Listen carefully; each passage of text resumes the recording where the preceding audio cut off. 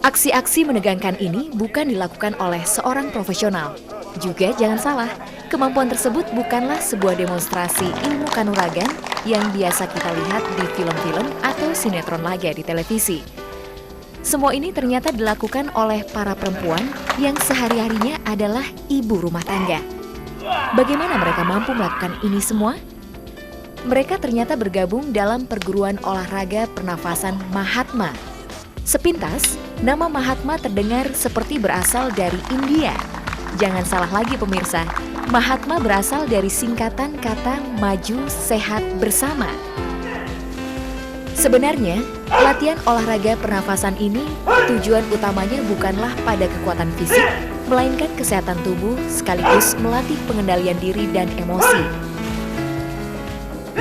Berbagai penyakit kronis mulai dari darah tinggi, jantung, kencing manis, ginjal, lever, stroke, sampai lemah syahwat terbukti bisa diatasi. Tentunya dengan latihan rutin 2 kali seminggu. Selain sembuh, peserta juga terbebas dari ketergantungan obat-obatan medis. Sebelum ikut Mahatma, saya pernah divonis dokter tumor otak. Sudah segede telur ayam kampung. Setelah ikut Mahatma 8 bulan, saya cek lagi ternyata sudah tidak ada. Setelah mengikuti latihan Mahatma beberapa bulan, para anggotanya pun bisa menyalurkan energi dan hawa murni untuk mengobati orang lain.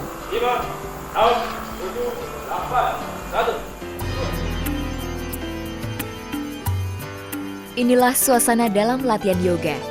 Ketenangan serta keheningan menjadi bagian utama dalam setiap gerakannya. Yoga memang kini banyak diminati kaum perempuan, terutama mereka yang ingin tak sekedar sehat raganya dalam kehidupan sehari-hari, tapi juga ketenangan jiwa.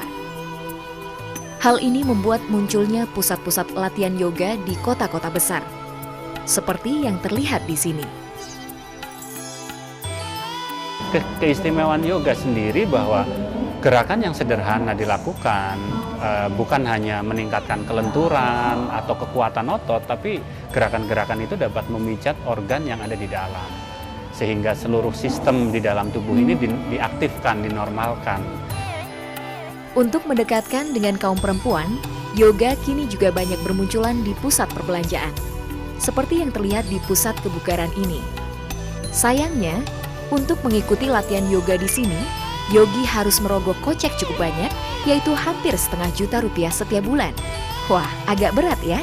Tapi ini bukan berarti tidak ada tempat lain yang biayanya lebih terjangkau. Seperti di Gedung Pusat Kebudayaan India Jawaharlal Nehru ini misalnya. Di tempat ini, latihan yoga bisa dilakukan sepuasnya setiap hari, kecuali hari Minggu dan Senin, dengan harga sangat terjangkau dengan manfaat yang sudah pasti sama. Bahkan guru yoganya pun tidak tanggung-tanggung, langsung didatangkan dari tanah kelahiran yoga sendiri di India. Yoga touches everything or any field.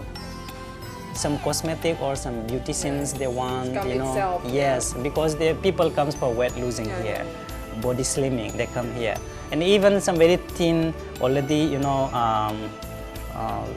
they for weight gaining also even comes. As I told you that yoga is a balance. Jadi, Anda tidak perlu sampai menunggu stres datang kan untuk bisa ikut latihan yoga.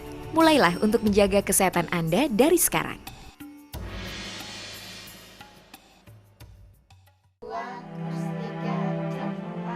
Mengajari matematika ke anak di kebanyakan orang tua adalah suatu masalah besar.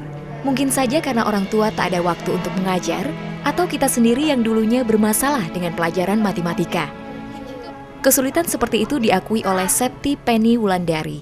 Maka saya mulai mencoba segala metode yang sudah berkembang selama ini di Indonesia gitu.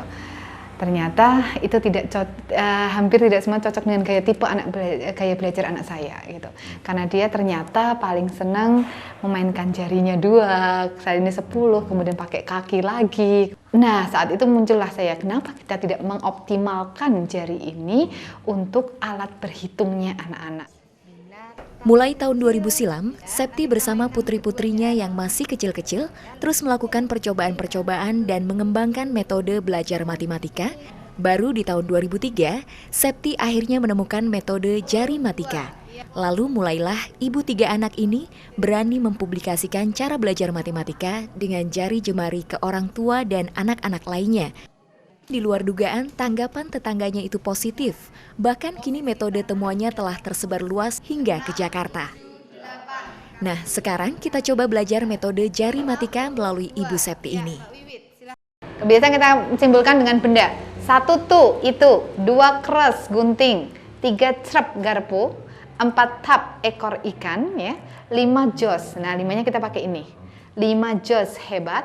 6 dor, pistol. 7 bem, senapan. 8 nyam, makan. 9 da, tos sama temannya. Ini 50 yang di sini. 50, 60, 70, 80, 90. Kemudian kalau kita combine dengan kedua tangan, ini tangan puluhan dan ini tangan satuan ya. 25 ditambah 51 tambah 23 kurang 75. Maka ketemu 24. Karena begitu mudahnya metode jari matika ini, anak-anak TK pun mulai bisa diajarkan matematika sejak dini seperti yang dilakukan Septi terhadap anak bungsunya Elang yang kini berusia 4 tahun. Kita bikin soal lagi. Tambah 2, tambah 5, tambah 2, kurang 4, tambah 1. Oke? 6, betul. Dari keberhasilannya itu, istri dari Wahyudi Marianto ini berusaha memasyarakatkan metode berhitung jari matika lewat Lembaga Pendidikan Belajar Jari Matika. Keinginan Septi nampaknya sangat sederhana, yakni membuat ibu-ibu pintar. Saya pernah punya impian, andai kata semua ibu itu pintar gitu, pasti anak-anak Indonesia itu akan menjadi luar biasa. Tambah 5 kurang 4 tambah 2 kurang 4, oke? 7.